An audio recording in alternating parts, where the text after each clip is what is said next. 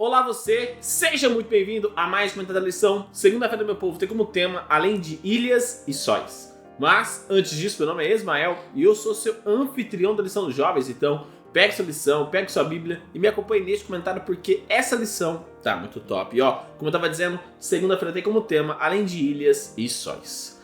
Quando nós olhamos ali para a ascensão de Cristo Jesus, após Atos, capítulo 1, verso 9, nós vamos ver que Jesus visita mais um dos apóstolos após esta ascensão dele, tá bom? Você pode falar assim, mas e Paulo? Paulo não era apóstolo direto, Paulo não viu Cristo face a face antes daquela visão que ele teve.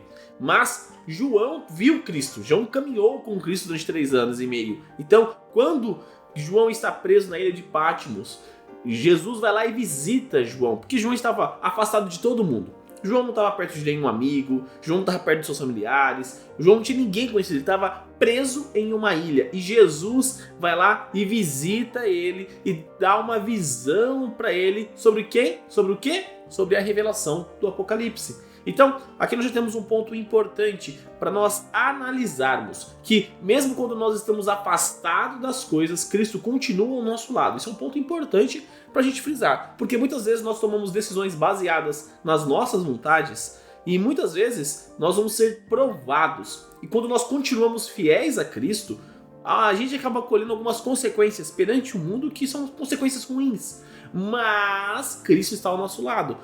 João foi para a ilha de Patmos porque ele estava sendo fiel a Cristo Jesus. Ele continuou fiel àquilo que ele havia aprendido de Cristo. Ele continuou fiel à fé que ele tinha. Então, ali Cristo vai visitá-lo para confortá-lo e para trazer uma visão muito importante sobre o tempo do fim com a revelação do Apocalipse, tá bom? E o interessante é que essa mensagem que João recebe, ela ecoaria durante tanto tempo que alcançaria todos nós. Porque muitas vezes na Bíblia nós olhamos algumas mensagens aplicadas aos apóstolos, tá? Que nós fazemos uma adaptação para os nossos dias, porque às vezes a mensagem foi aplicada para um povo específico. Lógico que a Bíblia ela tem essas duas posições, ela é aplicada para um povo específico em alguns aspectos, mas também pode ser aplicada para os nossos dias. Mas o livro do Apocalipse, ele é mais focado nos nossos dias do que necessariamente no tempo do apóstolo João. Então, perceba que a mensagem dada a João foi para nós e não para ele, necessariamente. Assim como a mensagem dada para o profeta Daniel foi mais para nós do que para ele, necessariamente. Porque Daniel recebeu a visão, mas ele não sabia o que estava querendo dizer sobre aquilo. João foi a mesma coisa, ele recebeu a visão, mas não era para ele a visão, era para o tempo do fim. Era para nós que estamos após 1844. Então, entendendo todo esse conceito, nós podemos olhar um pouco mais para a mensagem central do Apocalipse. Quando nós vamos, se você por acaso fosse na ilha de Patmos e fosse ali aonde a história diz que João estava preso, tem uma placa com um verso que está lá em Apocalipse capítulo 14, verso 7. E o verso diz assim, temam a Deus e deem glória a Ele, pois é chegada a hora em que Ele vai julgar. E adorem aquele que fez o céu, a terra, o mar e as fontes das águas. Perceba que o foco central do Apocalipse é a adoração. A nossa vida, na verdade, o foco central dela é a adoração. Porque a todo momento nós estamos adorando alguma coisa. Ou nós adoramos a Deus, ou nós adoramos o inimigo. É simples. Se nós fazemos as coisas que Deus nos pede, nós estamos adorando a Deus. Se nós fazemos aquilo que Deus não nos pede, fala que é errado, nós estamos adorando o inimigo.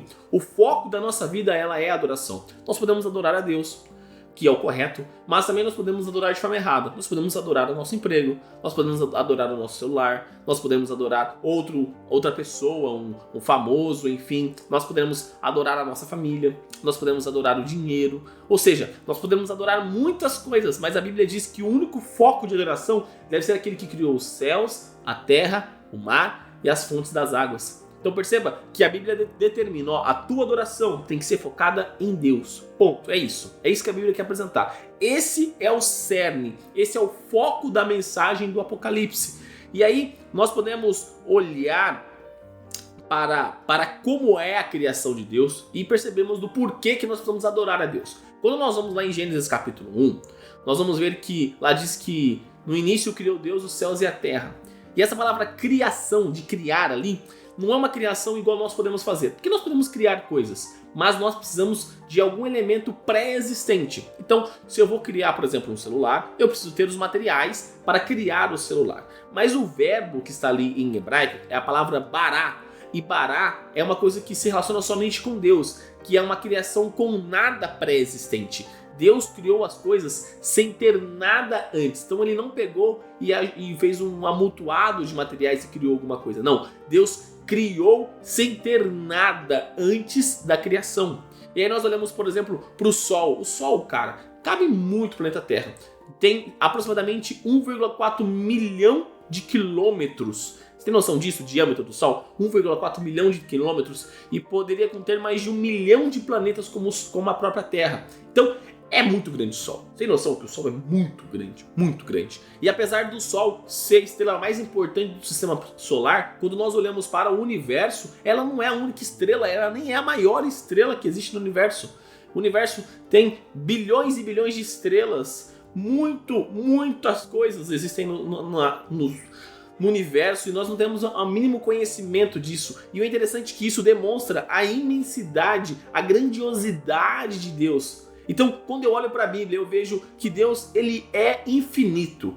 Eu vejo um Deus grandioso. Eu vejo um Deus poderoso que criou tudo sem ter nada antes. E eu vejo um Deus que necessita ser adorado, não porque ele precisa, mas que nós precisamos adorar este Deus. A necessidade de adoração não é porque Deus precisa receber essa adoração. Não é igual os antigos olhavam para os deuses deles e falavam, não, se eu não adorar o meu Deus vai acontecer isso. Não, nosso Deus não necessita dessa adoração, mas nós como criaturas precisamos adorar a este Deus. Então a necessidade não parte de Deus, mas sim de nós. E quando Deus fala, vocês precisam me adorar, é porque eu não quero que vocês adorem outra coisa. Vocês precisam me adorar, porque se vocês não me adorarem, vocês vão ter uma vida totalmente perdida. Se vocês não me colocarem em primeiro lugar, vocês vão perder a vida de vocês buscando qualquer coisa. E eu amo tanto vocês que eu morri na cruz por vocês. Então perceba que a adoração de Deus, ela parte do princípio que nós precisamos adorar Ele, porque Ele é o Criador. Nós precisamos adorar Ele, porque Ele é o Redentor. Nós precisamos adorar Ele, porque Ele é o Mantenedor. Nós precisamos adorar Ele, porque Ele é o Salvador. A Bíblia apresenta essas e muito mais facetas de Deus, porque a palavra humana não pode determinar nem delimitar quem é Deus, porque Deus é infinito e a nossa consciência, as nossas palavras são limitadas, são finitas. Então, aqui é um ponto para você pensar a partir de hoje na tua vida. Quem você tem adorado? Qual tem sido o foco da tua adoração? Você tem adorado aquele que fez os céus, a terra, o mar e as fontes das águas? Ou você tem adorado todas as outras coisas? Ou você tem adorado o mar, o céu, a fonte das águas? Perceba que Deus fala para a gente adorar Ele, que criou as coisas, e não as coisas que foram criadas. Nós precisamos ter este foco. Nós precisamos adorar aquele que nos criou. Nós precisamos adorar aquele que a Bíblia apresenta, que é a maior coisa que já existiu em todo o universo. E também aquele que morreu na cruz por nós. O amor dele demonstrado na cruz é um amor tão poderoso, tão maravilhoso, tão imenso quanto ele.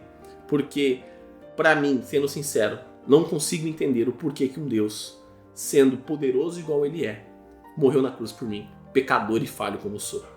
Mas a Bíblia me apresenta que é um Deus de amor. A Bíblia me apresenta que Ele quer a minha presença ao lado dele. Ele não precisa, mas Ele quer a minha presença ao lado dele.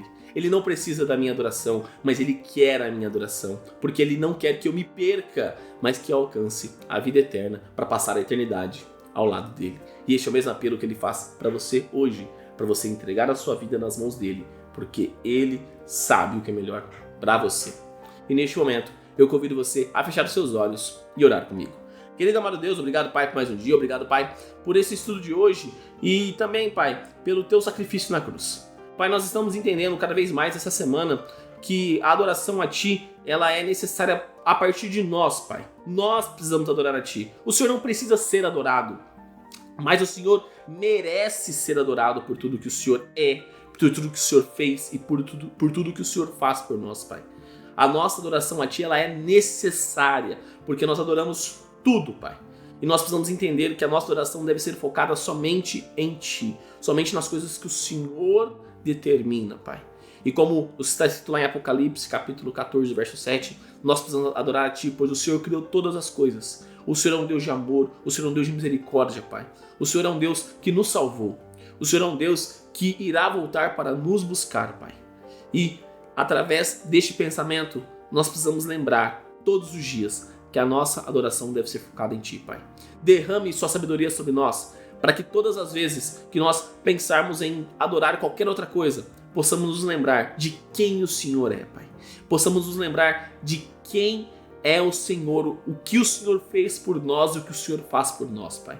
Porque quando nós realmente entendemos isso, não é possível nós entregarmos a nossa vida a qualquer outra coisa que não seja a Ti, Pai.